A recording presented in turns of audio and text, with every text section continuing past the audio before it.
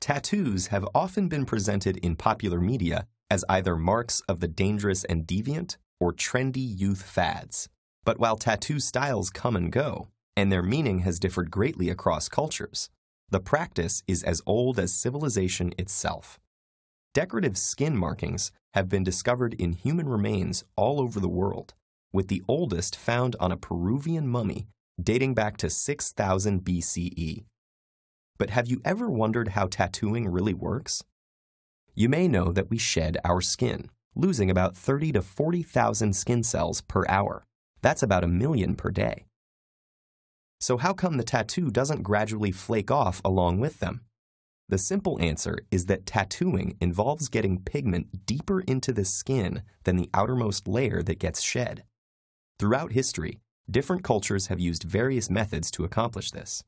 But the first modern tattooing machine was modeled after Thomas Edison's engraving machine and ran on electricity. Tattooing machines used today insert tiny needles loaded with dye into the skin at a frequency of 50 to 3,000 times per minute.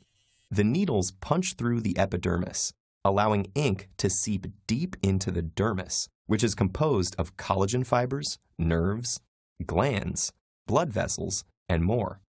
Every time a needle penetrates, it causes a wound that alerts the body to begin the inflammatory process, calling immune system cells to the wound site to begin repairing the skin. And it is this very process that makes tattoos permanent.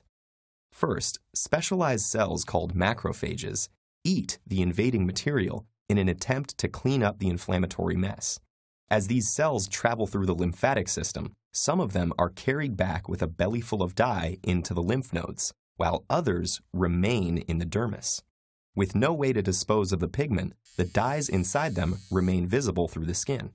Some of the ink particles are also suspended in the gel-like matrix of the dermis, while others are engulfed by dermal cells called fibroblasts. Initially, ink is deposited into the epidermis as well, but as the skin heals, the damaged epidermal cells are shed and replaced by new, dye-free cells, with the topmost layer peeling off like a healing sunburn. Blistering or crusting is not typically seen with professional tattoos, and complete epidermal regeneration requires 2 to 4 weeks, during which excess sun exposure and swimming should be avoided to prevent fading. Dermal cells, however, remain in place until they die. When they do, they are taken up, ink and all, by younger cells nearby, so the ink stays where it is. But with time, tattoos do fade naturally, as the body reacts to the alien pigment particles, slowly breaking them down to be carried off by the immune system's macrophages.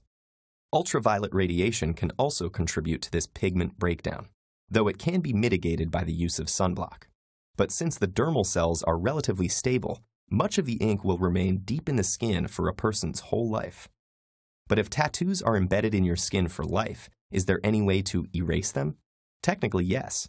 Today, a laser is used to penetrate the epidermis and blast apart underlying pigment colors of various wavelengths, black being the easiest to target. The laser beam breaks the ink globules into smaller particles that can then be cleared away by the macrophages. But some color inks are harder to remove than others, and there could be complications. For this reason, removing a tattoo is still more difficult than getting one, but not impossible. So a single tattoo may not truly last forever, but tattoos have been around longer than any existing culture, and their continuing popularity means that the art of tattooing is here to stay.